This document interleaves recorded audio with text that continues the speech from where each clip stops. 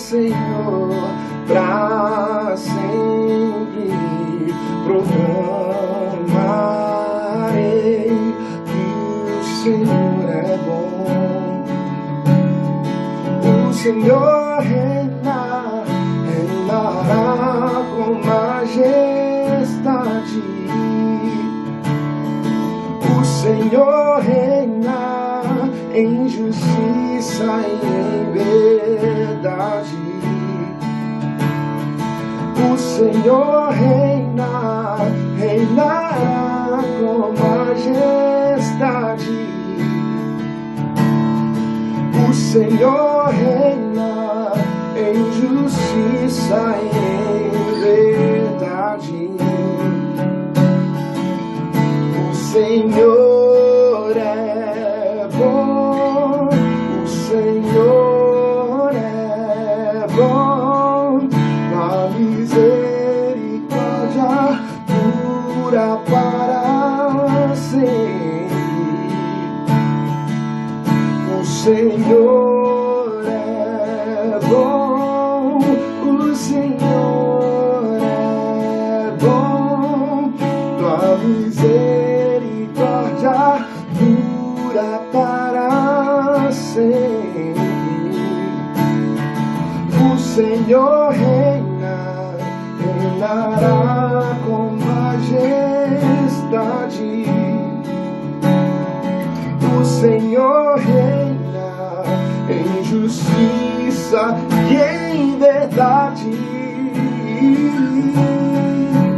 O Senhor é bom, o Senhor é bom, tua misericórdia dura para sempre.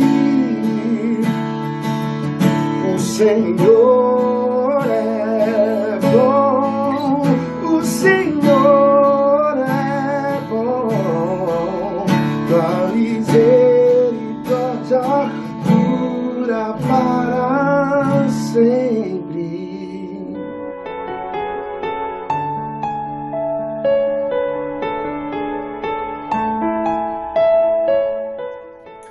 Boa noite, igreja. A paz de nosso Senhor e Salvador Jesus Cristo. Um dia muito difícil hoje, diante da semana que estamos passando. Muitos colegas vitimados por essa doença terrível. Não estou dizendo que as outras mortes também não sentimos, mas quando a gente vê colegas que a gente caminha junto há algum tempo partindo, nos traz grande impacto.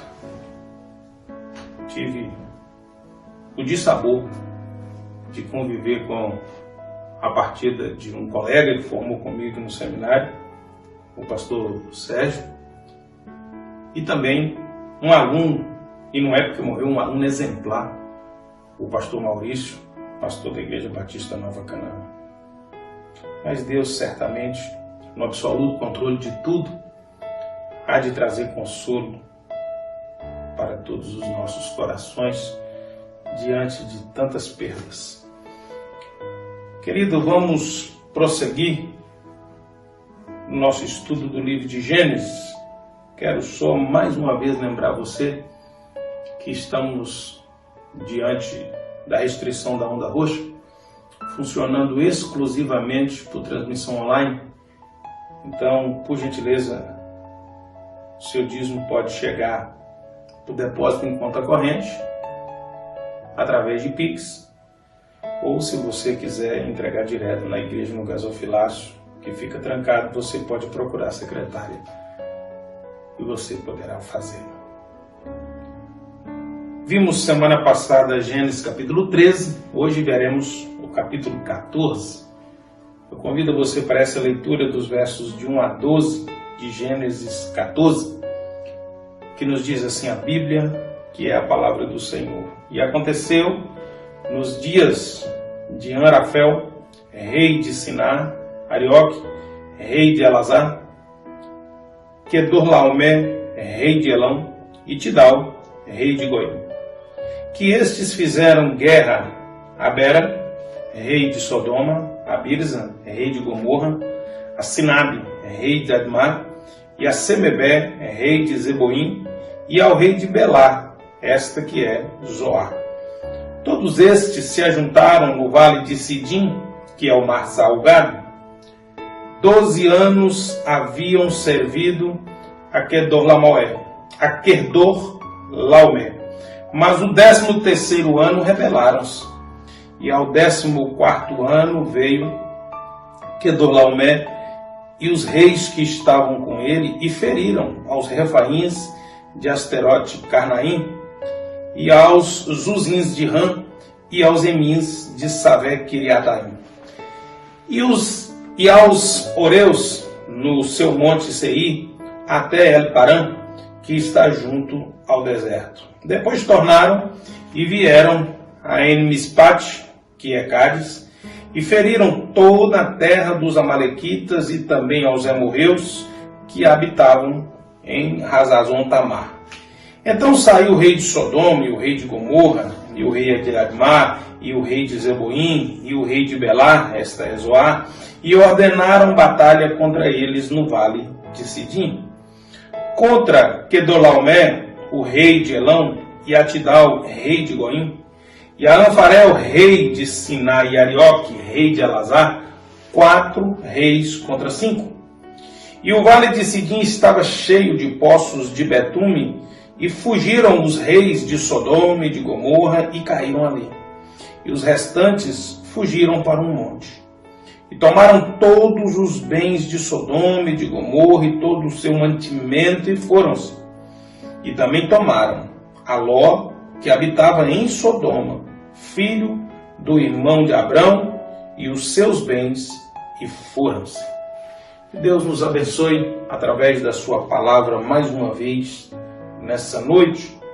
Ló havia tomado uma decisão naquele desentendimento que houvera lá no capítulo 13 que nós vimos, entre os pastores de Ló e os pastores de Abrão, porque os rebanhos eram grandes e a pastagem era pouca, e eles começaram a desentender, e naquela chamada de Abrão, que não deveria haver disputa e nem briga entre eles, porque eles eram irmãos, Abrão deu a oportunidade a Ló de fazer a escolha, mesmo sendo ele o patriarca, mesmo sendo ele o mais velho, ele deu a Ló a opção da escolha e Ló o fizera. Gênesis capítulo 13, versículo 10 é enfático quando diz que e levantou Ló os seus olhos e viu toda a campina do Jordão. Aquilo encantara a Ló e ele fez ali a sua escolha e quis ficar naquelas terras, e assim foi feita a separação de quem andou junto todo o tempo, de quem Abrão havia adotado quase que como um filho, porque o seu irmão Arã tinha morrido, e ele então adotou Ló, seu sobrinho, como um filho. Gênesis capítulo 13, versículos de 11 a 12, fica registrado que então Ló escolheu para si toda a campina do Jordão, e partiu Ló para o oriente, e apartaram-se um do outro. Habitou Abrão na terra de Canaã, e Ló habitou nas terras da campina, e armou as suas tendas até Sodoma. Ló fizera a escolha de morar ali, e primeiro ele morou nas campinas próximas de Sodoma, mas agora o capítulo 14 nos informa que ele se mudara para dentro da cidade, que ele agora está morando dentro da cidade. E então o capítulo 14 começa nos dizendo de uma guerra, de 4 reis contra 5 reis. Essa região trazida com esses nomes da antiguidade é a região do Iraque, do Irã e da Turquia. É uma grande região. O texto nos diz que esses 4 reis se organizaram nessa guerra contra esses 5 reis, porque na realidade existia uma aliança entre eles, mas esses reis resolveram rebelar-se naquela região ali do Mar Morto, que aqui chama de Mar Salgado, e ali então vai acontecer esse enfrentamento, essa guerra, e nessa guerra, nessa batalha, depois de vencido, Sodoma e Gomorra serão conquistadas e saqueadas, E entre as coisas que foram retiradas de Sodoma, está sendo levado cativo Ló e tudo que ele havia conquistado junto com Abraão e prosperado ainda na terra de Sodoma. Está registrado em Gênesis 14, versículos 11 e 12. Os vencedores saquearam todos os bens de Sodoma e de Gomorra e todo o seu mantimento e partiram. Levaram também Ló, sobrinho de Abrão, e os bens que ele possuía, visto que morava em Sodoma. Querido, eu queria que você entendesse um pouco o que Ló está colhendo. Ele teve a oportunidade de permanecer com Abraão. Bastava haver entendimento. Não há nenhuma menção de esforço de entendimento. Segundo, lhe é dada a oportunidade de fazer a escolha. Não há registro de nenhuma gentileza, de nenhuma disposição de cumprir o tratado de antiguidade, vamos assim dizer. Ele é impulsivo, decisivo e observador na sua escolha.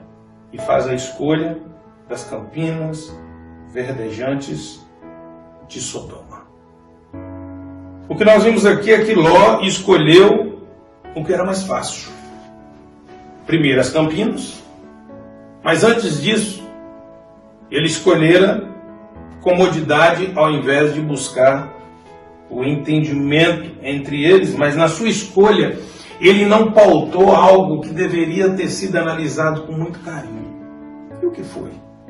Ele não só se afasta do seu tio, ele não só se afasta do homem de Deus, ele não só se afasta do vínculo e da aliança com alguém que serve ao Senhor, mas ele se aproxima de um povo extremamente ímpio, os habitantes de Sodoma.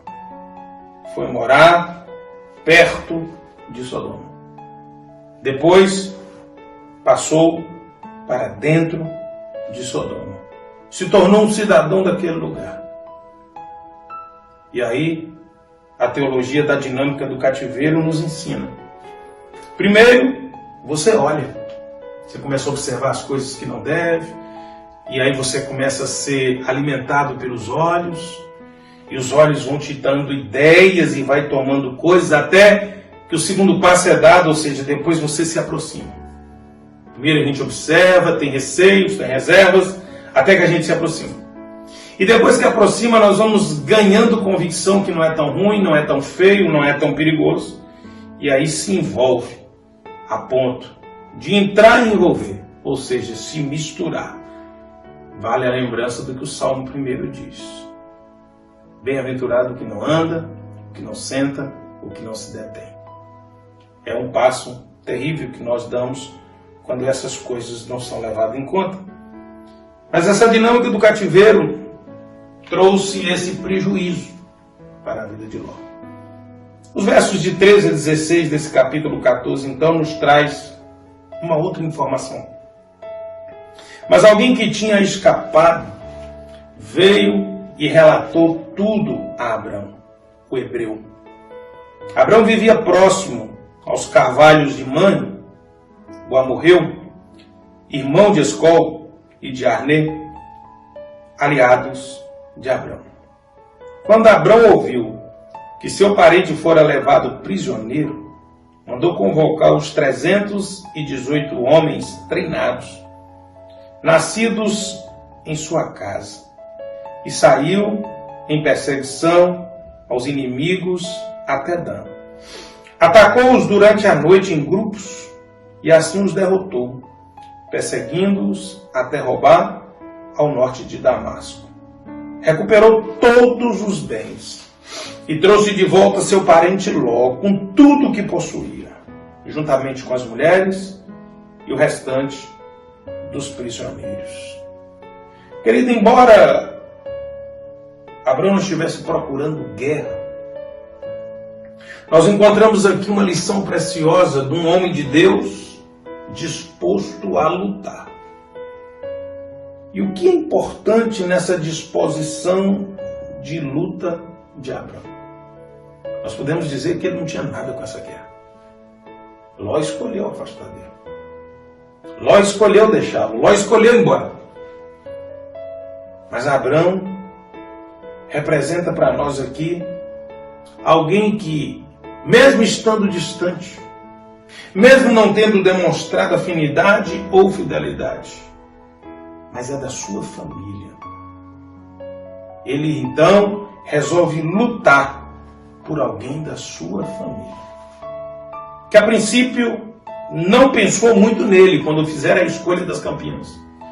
Mas Abraão nos ensina aqui que um homem, que um pai de família, não pode permitir que mágoas, que eventos passados, que situações vividas falem mais alto do que o amor familiar, do que o zelo. E nesse caso, a pergunta que fica é: que desafio é lançado para nós?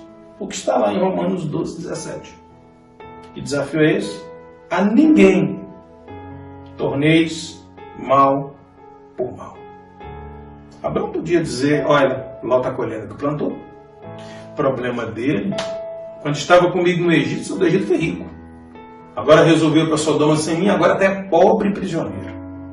Não, Abraão não é o homem que emite pareceres e nem libera sentenças.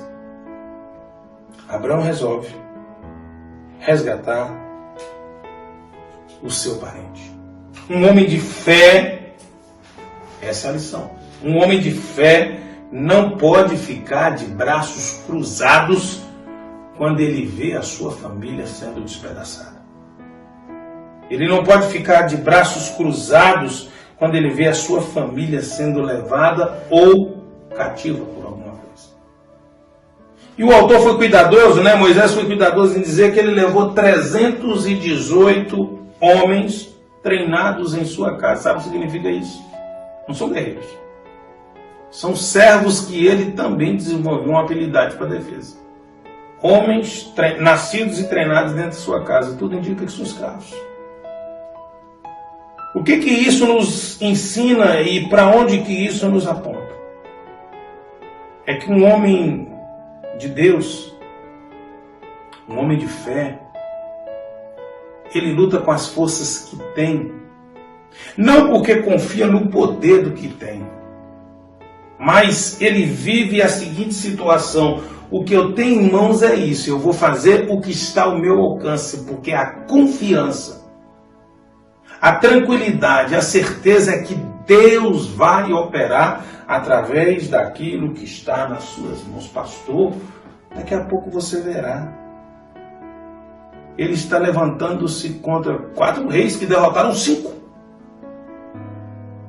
Está indo na captura daqueles que capturaram o seu parente, com 318 homens, diga-se de passagem, escravos com dupla habilidade. Alguém que sabia cuidar bem de um trigo e manusear uma espada. A confiança dele está nos 318? Não. Ele está lançando mão do que tem, porque ele sabe que na mão dele 318 homens não vão resolver o problema. Mas na mão do Senhor, ele com aqueles 318 homens vai poder realizar grandes coisas. Isso nos leva lá para aquele episódio do menino com os peixes e os pães. Na mão do menino é exatamente o que o apóstolo disseram. O que é isso para uma grande multidão? Mas quando foi retirado da mão do menino e passado para a mão do Senhor, saciou uma multidão e sobraram 12 cestos cheios. A lição clara aqui é que aquilo que nós temos nas nossas mãos, quando nós colocamos na mão do Senhor, Ele fará coisas que nós jamais imaginamos. Gênesis, capítulo 14, versos de 16 a 20. Voltando a Abrão da vitória sobre Quedorlaomer e sobre os reis que a ele se haviam aliado, o rei de Sodoma foi ao seu encontro no vale de Savé, isto é, o vale do rei. E então Melquisedeque, rei de Salém, e sacerdote do Deus Altíssimo, trouxe pão e vinho. E abençoou Abrão, dizendo: Bendito seja Abrão pelo Deus Altíssimo, Criador do céu e da terra, e bendito seja o Deus Altíssimo, que entregou seus inimigos em suas mãos. E Abrão lhe deu o dízimo de tudo. Esse trecho nos ensina muita coisa. Aqui está a prova que Abraão cria a ponto do próprio Melquisedeque reconhecer: com 318 homens era impossível a vitória que Abraão alcançou. Mas aqui está registrado claramente: o Deus Altíssimo entregou os inimigos na mão de Abraão. E ele diz: e por que isso aconteceu? Bendito seja Abrão, abençoado seja Abrão. E Deus disse que ele iria abençoar. Melquisedeque traz pão e vinho. São alimentos da celebração. São alimentos que representam justamente as duas dádivas do povo judeu.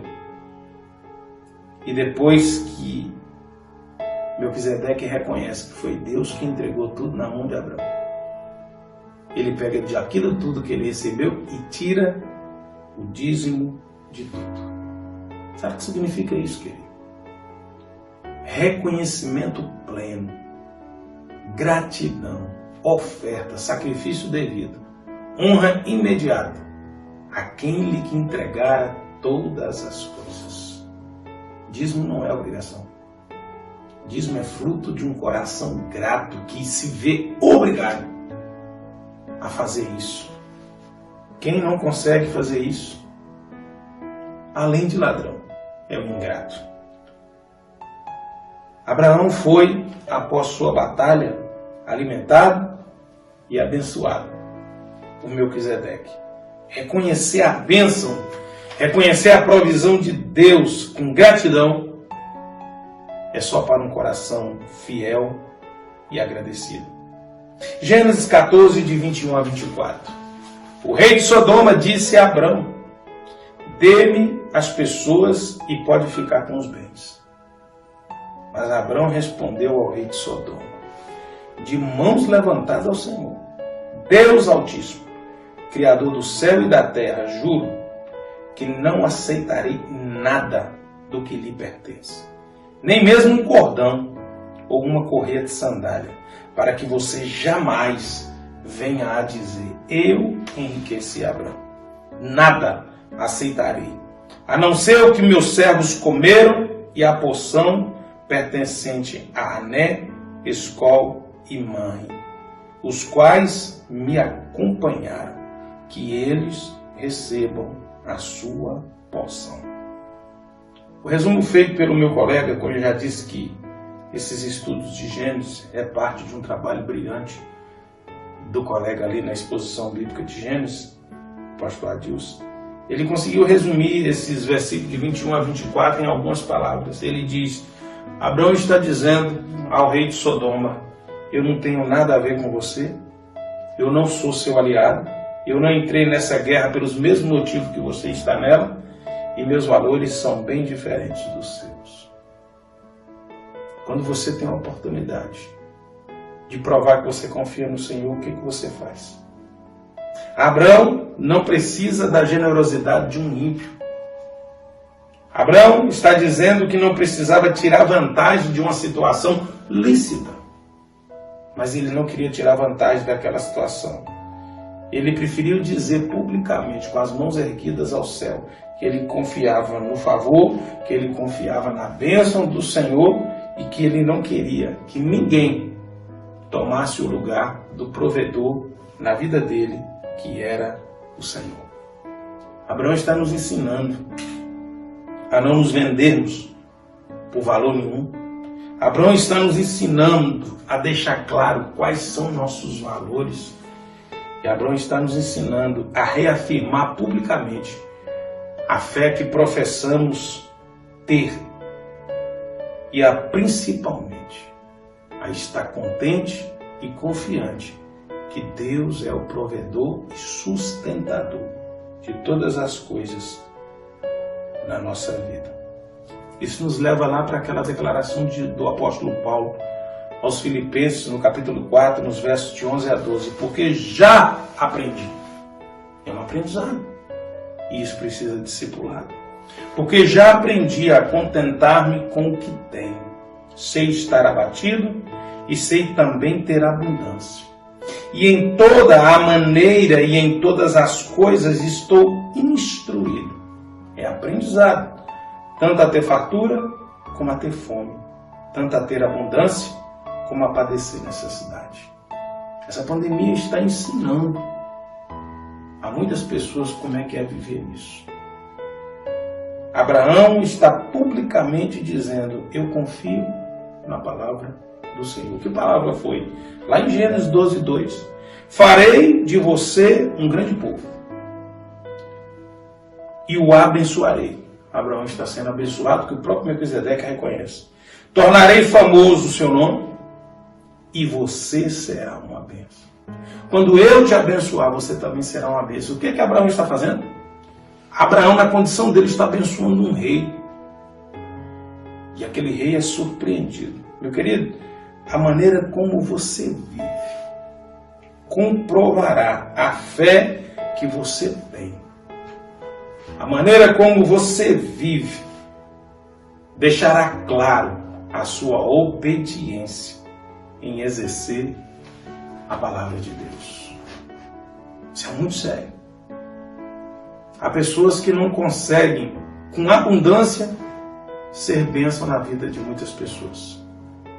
E há pessoas que, com tão pouco, conseguem abençoar pessoas que poderiam estar abençoando. Abraão certamente não era mais rico e não tinha mais posse já do que o rei de Sodoma. Mas Abraão está ensinando para o rei de Sodoma algo que certamente deve ter impactado a vida dele.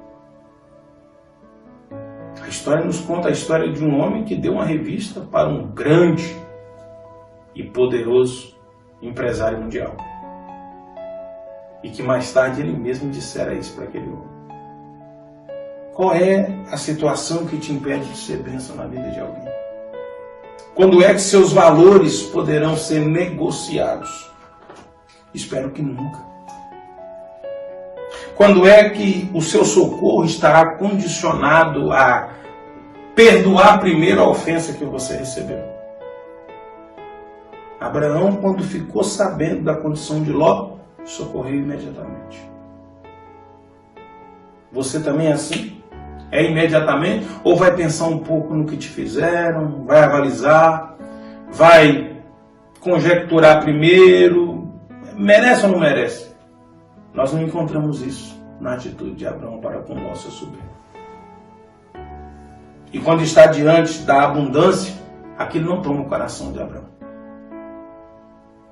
E quando recebe, ele consegue encontrar espaço para separar a porção devida ao Senhor, aqui claramente identificada como dízimo.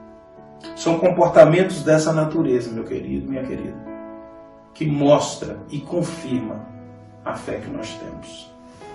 Nesse tempo de pandemia, nós temos uma oportunidade muito grande de aprender e replicar isso que o nosso pai Abraão fez. Quem está perto de você que você poderia abençoar? Quem está perto de você que você poderia estender a mão, ainda que não lhe tenha feito grandes coisas ou até magoado? Quem está perto de você que com aquilo que está nas suas mãos, se você confia em Deus, você coloca nas mãos do Senhor para algo ser feito? É o que nós aprendemos nessa noite com o nosso pai Abraão. Que Deus abençoe a sua vida, que o Senhor cubra você com o sangue dele e que cada dia mais nós tenhamos a disposição de pôr em prática a fé e as decisões que o nosso pai Abraão tomou. Deus o abençoe. Deixa eu orar pela sua vida, para que você também tenha uma noite abençoada. Deus, em nome de Jesus, tome esse homem, tome essa mulher, tome essa família nessa noite que se reúne para ouvir a palavra do Senhor. Que a bênção do Senhor esteja sobre ele, sobre ela, como esteve sobre Abraão.